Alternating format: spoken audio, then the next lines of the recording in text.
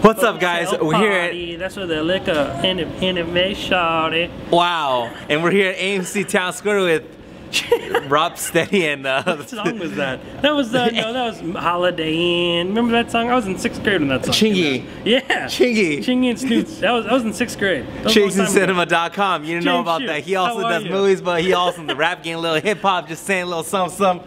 What's up, sir? I'm doing good. You know, in a good mood. I'm at the movies. You can't complain. No, it's another Thursday for us. Another Thursday for us. 4 years strong. Last week we kind of talked a little bit about Chappie, the new film. Neil Blomkamp. Yeah, from the director who at one point, well, let's break it down. District 9. In 2009, he brought us District 9, which was nominated for 4 Academy Awards. Blew people's heads off. Blew people's heads. Mine too. I was so excited for this. His first feature film, by the way, and he was nominated for Best Screenplay, but it was the film was also nominated for Best Picture. He unfortunately wasn't nominated for Best Director, but it got people excited. It got people hyped. It took him 4 years to make something else, and after the long wait, people were excited to see this up-and-coming filmmaker deliver. He brought Elysium. And then he got Matt Damon involved. And I don't know about you, Elysium was a very forgetful movie. It wasn't that big of a deal. Not many people liked it. It didn't do it financially well or critically well. You know, and also you can compare District 9 and Elysium, and it's almost the same movie.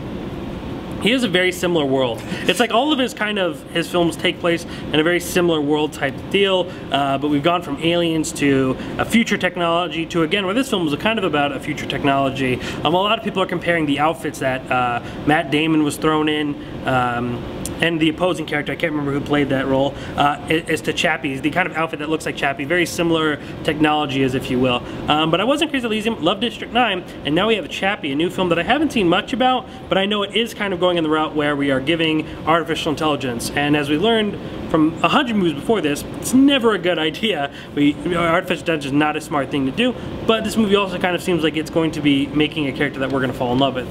What do you expect? What would you expect out of this movie tonight? You know, because the first trailer they had it with the slow music or whatever, and it was just like, oh, okay, and then I think whoever made the trailer was like, oh crap, dude, there aren't people excited about this. We need to get like some epic thrashing, and then so the second trailer obviously improved on that, and then I don't like Hugh Jackman with the mullet. It annoys me. It annoys me. That's Wolverine, man. But see, like, here's the thing, like, that is Wolverine, but he's so good that I buy that character. Like, I just buy that guy who has that hair and has that kind of personality as we're giving off in the trailer. So to me, it doesn't bother me. I like him. Him being in it, you know, is something that is appealing to me, and hopefully something that will make the movie better. But again, like, you know, I don't know much about this movie just because I haven't watched many trailers. So, but I have heard the contrast between trailer 1 and 2, and as you were saying, the speed and kind of the hype behind it. But I'm really hoping to like this movie. I love District 9. I've waited for that director to kind of come back. But then again, we have talked about that incident. We mentioned it with the Wachowskis, where you make a great film the first time and you never get back up there. So let's see if he's going to follow that kind of route, or he's going to make a comeback and blow people's heads off once again. How long movie? About 2 hours. And we'll be back. Let's do it. 20 minutes. All right, so we just got or Chasing Cinema just got out. I haven't seen it yet. Should I see this movie? It's one of those movies where, like I said in the beginning, this was a movie that I really wanted to watch, especially after watching Unfinished Business. I was really put off, and I really needed to see something good. That movie wasn't good. Not good. First ever film to get 0 out of 4 stars on ChasingCinema.com. That is bad. That is bad, but I had to do it. But anyway, I was really wanting to like this movie, and it's not bad. A lot of, in the press screening we had, a lot of critics seemed to not be favorable towards it, and immediately kind of just, you know, shut it out. But I thought the film had a lot of elements of hope, a lot of glimmers of hope as far as good filmmaking. But overall, I think it was the clashing stories that kind of dropped this movie down to kind of a mediocre level. For those who don't really, I mean, I didn't know much about the story, like I said, so I'm going to quickly break this down, kind of help you better understand. So there's two kind of stories going on. We have this main character who has created Chappie and gave him artificial intelligence, and then there are these two, they're actually rappers, real rappers from South Africa. I don't know if you ever heard of the band. They're called Die. I want to say Antwood, but it's like Antward or something. And the rappers are named Ninja and Yolandi, and that's actually their names in this movie. They play Ninja and Yolandi. They play their actual selves in the movie. They wear their own shirts, they wear their own things, and they produce most of the music for the film. They steal Chappie in order to help them make a heist to pay back a debt. So this whole movie, we have Yolandi, this female rapper who's kind of offbeat and Is that strange. the one with the white with the bangs? Okay. She is trying to raise Chappie as if it was her own son. He calls her mommy, things like that. Her husband Ninja, her lover Ninja, is really tall, white, skinny. Yeah, okay. Very strange haircut as well. Yep. Wants to use him just to get money and get him done. And then we have this kind of back and forth between our main character, the creative Chappie, Dion, and Hugh Jackman. And Hugh Jackman wanting to push his droid instead of the like more of like a very serious, scary type a droid. So the movie has two conjunction stories, and unfortunately it gets lost in that. You separate the two, I think they both would be great films individually. Like I really loved watching Ninja and Yolandi or Yolindi, I don't exactly know how to pronounce the name, but they were hilarious, they were funny, they were different. It was a very offbeat, a strange but interesting type of movie, and I don't think you really needed Chappie in that storyline. You could put them in their own movie about paying back a debt, and just their oddity, their strangeness, and just kind of how they solve things, and their really eccentric personalities. That would have been a great movie on its own. And then we could have left the whole Chappie scenario to, you know, Hugh Jackman and this creator, but they're throwing them in and trying to go do two different things, and it overall just kind of makes the movie confused and what it wants to be. At times it's really funny, but then you have scenes where it's like this movie wants to be about artificial intelligence and how it could be the hope for our future, but then we have these gangsters literally putting on gold chains and spray painting Chappie, and he's you know, pointing a gun on the side and doing all these gangster-esque things, and it's really kind of shifting the tone all over the place, and it's not really figuring out what it wants to be. Technically, I don't think it's anywhere near District 9. Like, I think you could just watch District 9. It's a far better shot film, far better well-made film.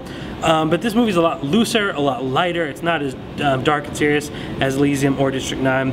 I wanted to like it, so there were aspects that I did enjoy. I enjoyed the chemistry between Chappie and Yolinda.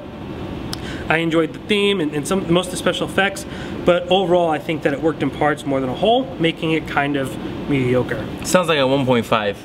A 2, actually. A 2? Yeah, 2, because I mean, as much as I wanted to like it, I can't deny that there was a lot of issues with it. It just didn't feel like it blended. It didn't feel like it was in the same movie. Was the scene where it's like someone throws either gasoline or alcohol on Chappie and sets him on fire, was that scene powerful? Because in the trailer, to me, that part was like, oh my gosh, I'm gonna hate that part because it's... well... Was that powerful? I wouldn't say powerful. I think there was a lot of better emotions, like for instance of just, like for instance, I mean it's funny because it's so weird, but there's a scene where that lady, Yolinda, with the hair, is really reading this robot a bedtime story, because at conception, when they actually make him have the ability to think on its own, he's a baby, essentially. So we kind of have to teach him and grow him up. Like those scenes I thought were more powerful and touching and had more meaning. They have a really great scene towards the end of the film.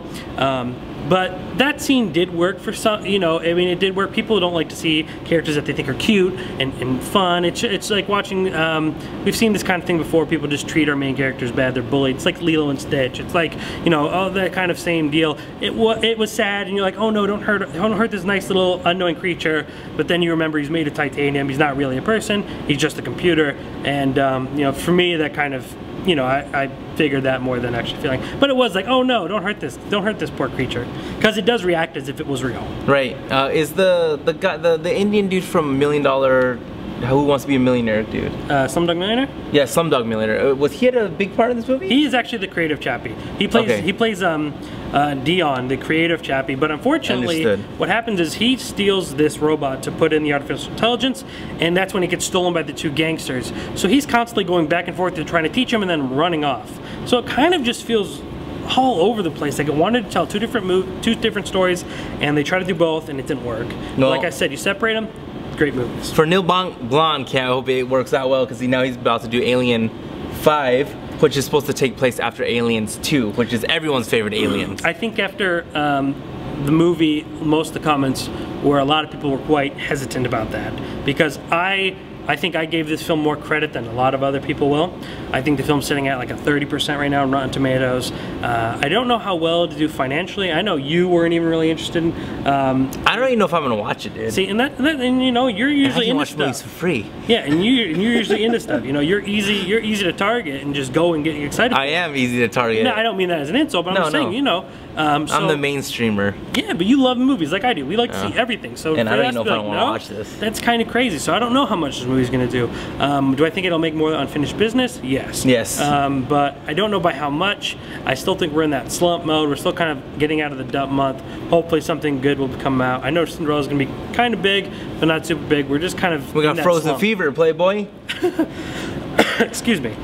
I don't know about this movie either. I know this movie's been getting some controversy because of image control and how they're making Cinderella's waistline so small and all this stuff, but you know, that's another subject for 7 days from today. Exactly. If you haven't seen our our review for Unfinished Business with Dave Franco and Sienna Miller and Vince Vaughn, that's already available, especially if you're watching this video, already online. Check that out in the links below. Also, don't forget to go to chasingcinema.com/CHAPPIE and also chasingcinema.com/unfinished business and chasingcinema.com, because basically there's about 4 years worth of videos just on our YouTube channel, but also on the website Chasing Cinema, the Film Lovers website. You can check out all that in the description box. Facebook, Twitter, like and follow also. Yeah, of course. And for all my local fans, especially my younger fans, I don't know if any of you know who Corey Taylor is. That went down today. Yes, it did. Corey Taylor Talks is the Vegas's only teen talk show. She's incredibly popular, has a huge following in the younger teen base. She actually asked me to come on her show and do an interview, so I was interviewed by her. It'll be available at CoreyTaylorTalks.com probably in a day or so, because it was live, and I think they're going to release it in the archive section. Go to CoreyTaylorTalks.com and then click on archive. And that'll be available. And she'll be on our show actually this Sunday for a podcast. And there's a couple thousand people that have a smartphone in America. Yes. Or in the world. If you have a smartphone and you have, like, go to the App Store, search podcast. Chasing Cinema. Chasing Cinema. Yep, and hit subscribe. Each week it downloads directly to your iPad, iPod, iTunes, whatever. You don't even have to click a button, and we'll be there each week. And if you don't like that, then you can also go to youtube.com and you can see also not only these movie premiere videos you're watching right now, but also every typically Sunday, Monday is also the podcast itself on YouTube format. Yes, youtube.com/chasingcinema. All because of this great man right here, James Shue. That's true. 7 days from today, we're going to be watching Cinderella, Frozen Fever, and then we're going to throw in that movie, Liam Neeson's Taken Part 3, which is basically Taken with... Taken 4 with the boy. Yeah, 4 with the boy instead. But I like Ed Harris. And I like Liam Neeson. So it should work out. Hopefully. All right, 7 days. We'll be back. ChasingCinema.com's the Film Lovers website, by the way.